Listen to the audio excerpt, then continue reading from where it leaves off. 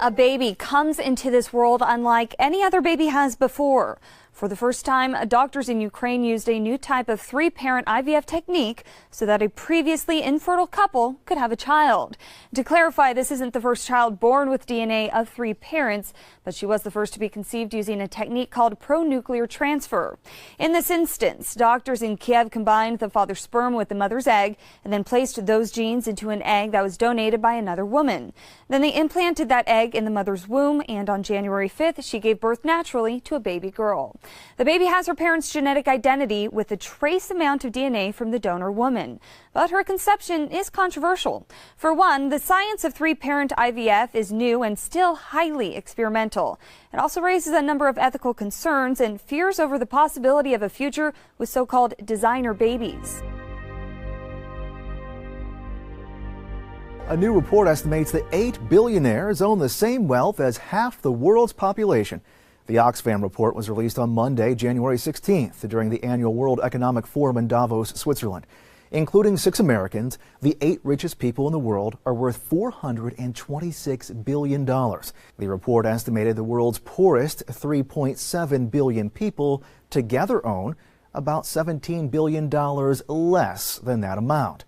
Oxfam CEO Mark Goldring called this view of world inequality, quote, beyond grotesque. He added, quote, while 1 in 9 people on the planet will go to bed hungry tonight, a small handful of billionaires have so much wealth they would need several lifetimes to spend it. The billionaires are Microsoft's Bill Gates, Zara's Monaco Ortega, investor Warren Buffett, Mexican tycoon Carlos Slim Helú, Amazon's Jeff Bezos, Facebook's Mark Zuckerberg, Oracle's Larry Ellison, and former New York City Mayor Michael Bloomberg.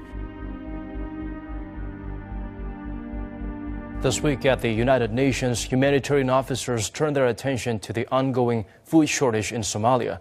The dire situation there affected about 40% of the country's population. Woo Se-young files us this report.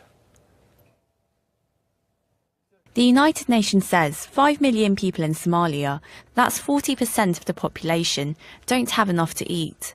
The prolonged drought across the country has worsened the already precarious food supply, according to a report released by the UN Office for Humanitarian Affairs.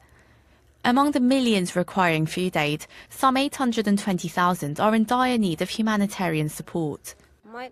We don't have food, water, nor clothes. Our farms are barren, our livestock are dead, and our men cannot find any work to do. I lost my son because I couldn't find any food or water to give him, and now another one is also in hospital. I also lost 12 members of my family. We're in so much despair. This morning we did not cook anything because I have nothing to feed my children. They're here crying. We urgently need food, water, and medicine. Tanzania's government has denied that dry weather is responsible for a food crisis in the country. Instead, the Agriculture Department says producers are stockpiling supplies to drive up prices.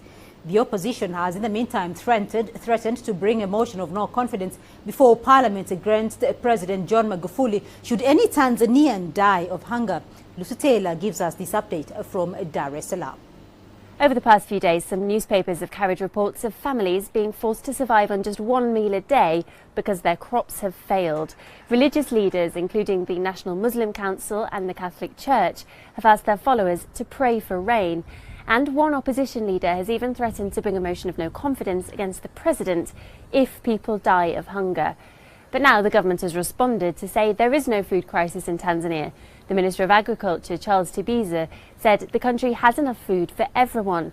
He admitted there have been lower than average harvests in 43 districts, which could lead to food shortages in places. Some countries in southern Africa have had severe food shortages over the past year because of one of the worst droughts in decades. And the minister suggested that demand from those countries could be part of what's driving up prices here. He also accused some producers of stockpiling food supplies to increase prices.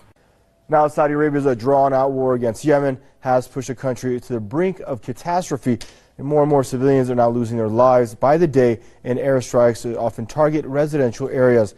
As well, food and medication are also very scarce. At a press conference in Sana'a, the UN humanitarian coordinator has spoken out about the situation in Yemen. Here's our Mohammed Al-Attab with your details. Jamie Magdalurk, UN humanitarian coordinator, held a press conference at the United Nations headquarters in Sana'a on Monday, answering questions about the impacts of almost 2 years of war on the country's humanitarian situation. The facts he presented were grim. Over 14 million people are food insecure and in need of basic health care. Mr. Magdalurk also blamed the conflict for a sharp increase in malnutrition rates among children. To the index tonight, raw nerves across central Italy. 4 strong earthquakes hitting the region within several hours, all 4 of magnitude 5.1 or greater. 3 earthquakes hit central Italy in the space of an hour on Wednesday, shaking the same region that suffered a series of deadly quakes last year. There were no immediate reports of casualties, but tremors were felt as far away as Rome, where the subway was closed as a precaution and parents were asked to collect their children from schools. All 3 quakes had a magnitude of over 5 on the Richter scale. The mountainous Amaricce region was shaken by 3 tremors last year, killing nearly 300 people and causing significant damage to older buildings. Breaking news coming to us now from Italy. At least 30 people have been found dead at a hotel that was destroyed by an avalanche. It happened after an earthquake hit the area.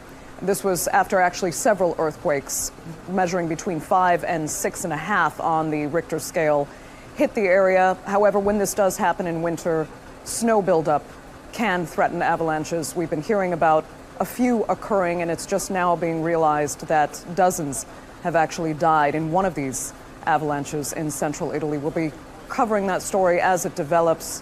We'll bring you more details on how rescue and recovery operations are proceeding. A giant crack in an Antarctic ice shelf forces a group of researchers to evacuate a polar research base. The British Antarctic Society is bringing home a group of almost 90 scientists from the Halley 6 Polar Research Base. A crack in the Brunt ice shelf has been growing about 1 mile every year since 2012 and passes just 10 miles from the base. The crack in the ice is already 1/3 of a mile deep and as wide as 25 highway lanes. Officials are worried that an iceberg could break away from the larger ice shelf, although the chances of this happening are low and the evacuation of the base is a precautionary measure. Researchers have been removed from the base ahead of the Antarctic winter, which brings on 24-hour darkness, extreme cold, and freezing ocean waters, all conditions that would make rescue efforts nearly impossible. Authorities announced Monday that dozens of false killer whales, which belong to the dolphin family, were found stranded in Florida. Everglades National Park posted on Facebook, a pod of 95 false killer whales have stranded on the Gulf Coast of Everglades National Park, just north of Highland Beach. Sadly, 81 have already been confirmed dead. Marine mammals rescue operations are underway with our partners. Authorities are investigating and have responded to the scene, but a stranding coordinator with National Marine Fisheries Service told the Miami Herald the animals were deeply embedded in some of the mangroves, making response efforts extremely difficult. WFTV notes false killer whales are named for their resemblance to orcas. They are members of the dolphin family and range in size from 15 feet to 20 feet. While the cause for this stranding is unknown at the time, a NOAA Fisheries webpage cites possible reasons why marine mammals strand, and among those include disease, parasite infestation, and trauma.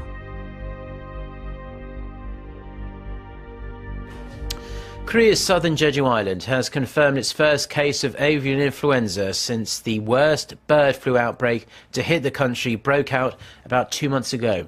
The Agriculture Ministry said on Saturday that the highly pathogenic H5N6 strain of the virus was detected in dead ducks found at the Hwangsu Reservoir in Jeju City on Monday.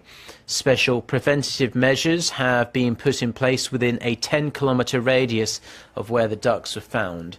The area covers around some 30 farms that raise around 400,000 chickens. Orders for poultry to be culled have not yet been issued, though.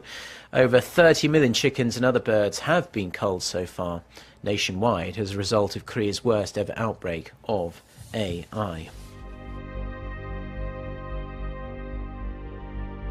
Hundreds of domestic cats have been quarantined in New York City after contracting a strain of highly contagious avian flu at shelters operated by a major animal rescue organization. According to Reuters, officials say the virus has also infected at least one veterinarian. More than 450 cats will remain at a temporary shelter for up to 90 days until a University of Wisconsin lab confirms they are no longer contagious.